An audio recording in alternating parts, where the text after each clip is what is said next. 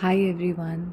So as you know that tomorrow is a full moon and there is also a lunar eclipse tomorrow, and we are also currently in the Scorpio season. So I just wanted to come in and quickly touch upon all of this, that this current eclipse window that we've had since the last 2 weeks, when we had the solar eclipse on the day of the new moon. It's been so powerful, and many of you would have been purging very, very deep impressions from inside of you. You could have been experiencing past lives, in your dreams. You could have come into the awareness of understanding where certain wounding and certain ways in which you were perceiving things around you. Like there could be your connections with friends, connections with family, even connections within your own gender. Like if you're a woman, maybe how you perceive feminine energy around you, how you perceive women around you to be. All of those things may have been brought to the surface. If there was any distortion there was any wounding there was some form of a pattern there which wasn't supporting you. Many of you would have purged it, especially if this was coming from past lives. Many of you would have experienced, some form of a sickness like cold, flu, maybe breakouts, in your skin. Perhaps, you had loose motions or something of the sort, because there was a very intense purge going on of the sacral chakra as well. Your dreams also could have been, around certain institutionalized beliefs around sex, sexuality, your own body. There could have been, experiences that you had around your relationship with abundance, your relationship with security, how you have perceived security to be, safety to be. And many of you could have had painful dreams around this, because these dreams, help you to purge any kind of an experience that has deeply impacted your relationship with safety. So these have, been very significant themes. Basically, the cleanse of the lower two chakras, and especially in the solar eclipse, this solar eclipse window, many of you could have maybe had triggers from outside, and I also sense that it could have led to a breakdown of some institutionalized belief systems within twin flames. So for instance, if you had a very strong affiliation with your culture, your religion, your faith, anything, any kind of a superstructure essentially, which was determining how you were perceiving life to be and all of that, that could have broken down for you. You could have come more and more into your own power.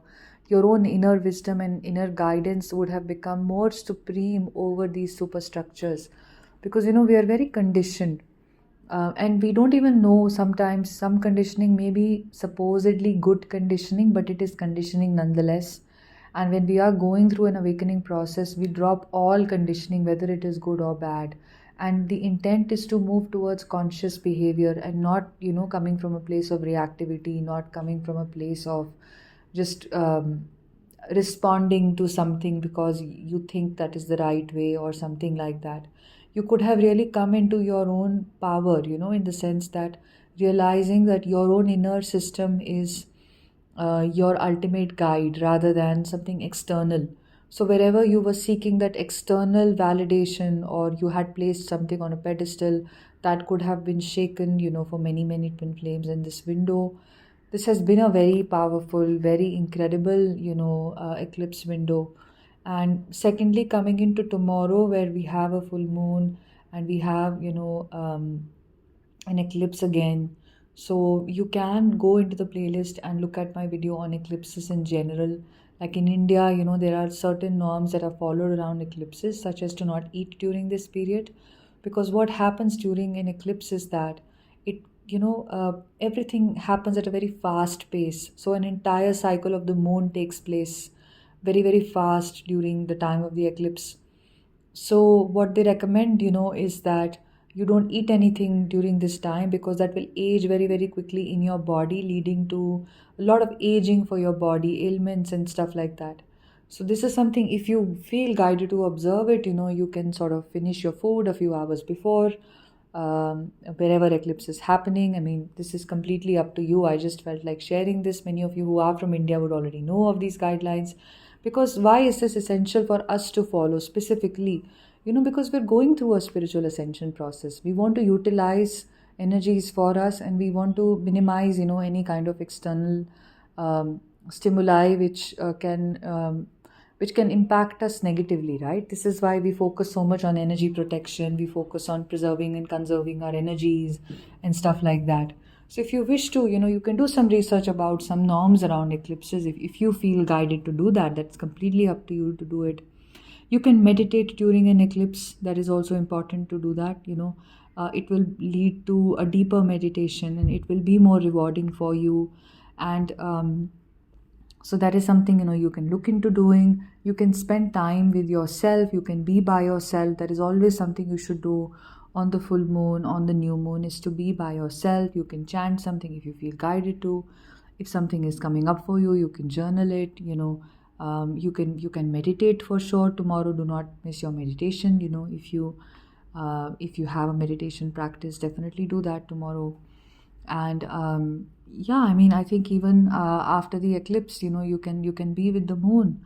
And if you want to do that. So one more, important thing that I wanted to basically look into is the Scorpio season. So essentially, I don't go by astrology so much in my personal life, because when we are on the spiritual ascension path, astrology sort of becomes irrelevant for us. But certain events, do tend to impact us, and we have to look at how to channelize, the cosmic events like full moon, new moon, and other things, that keep happening. We have to utilize this for our growth. And simply speaking, whenever we are in the season of Scorpio, essentially what happens is that, if you will also notice this, that those who have a sun sign of Scorpio, they tend to be very friendly with their dark side. And because of this particular twin flame journey, we have to do the subconscious work. We have to become friendly with our dark side. We have to become friendly with the shadow side. So this is a season when you can utilize the energies of this astrological time period, for the next month, next few weeks or so, wherein you can go deeper into your shadow side. You can go deeper into some wounds that you have had for a longer time period, that you don't even know where they're coming from. This can be a helpful time period for you to do this, because this is the energy. This is, like I mentioned, the sign is not afraid to be in touch with its dark side, to go into the shadows and stuff like that. So utilizing the energy of the eclipses, as well as this energy will be prevalent, for the next few days as well, even after, and all of that.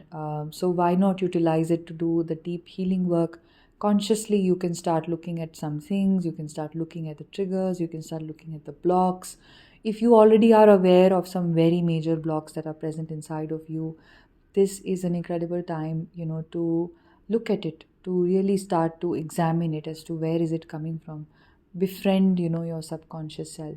And of course, if you need any assistance to do this, to understand more about, your subconscious patterns and the source of your wounds, to help come into, your own power, and understanding where these wounds are coming from, then I can, definitely guide you here and assist you here and teach you how to do this. You just have to email me and book a one-on-one session. I'll be very happy to assist you here. So sending you lots of love. This is what I wanted to speak about today.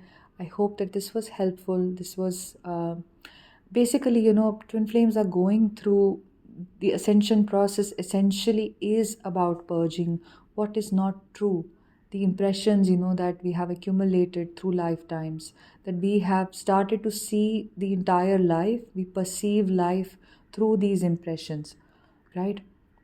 They cloud the perception of life for us. So when we go through that awakening meaning that now we will perceive life for what it truly is. We have to purge out these old things which are causing these layers to be formed, which we don't need, which are just interfering with our perception of truth, right? So meeting this process, which is already underway for you since you've been activated on this journey, meeting this process with some conscious work, with detached observation, with meeting your shadow side, doing some shadow work through whatever way, can be an instrumental tool for you.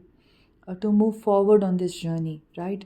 This way, even you're doing your bit, and you're, sending that message to your guides, to the universe, that you're ready to release this, and you're ready to be on a fast ascension path, and that you're ready to acknowledge what is not working for you, right? So utilizing this time period that we are blessed with because of the eclipses, because of the Scorpio season, can be really, really good. You can just set the intention that this time, the next few weeks, I am going to dedicate it to my shadow work, and I will be very open. You can even pray to your spirit guides to help you cleanse things that are no longer serving you, the long stuck, very deeply ingrained things, especially. You can ask them that I am ready to meet them now and release them now. Guide me what needs to go out of my system, guide me about it, and you can just see the magic unfold. All right. And of course, this is all done, with a state of surrender. So you're not dictating, as to how it will happen and all of that, but what is for your highest good, just allow that to happen, and be open to the healing, and be open to, all of this. All right. So take care, guys. Bye.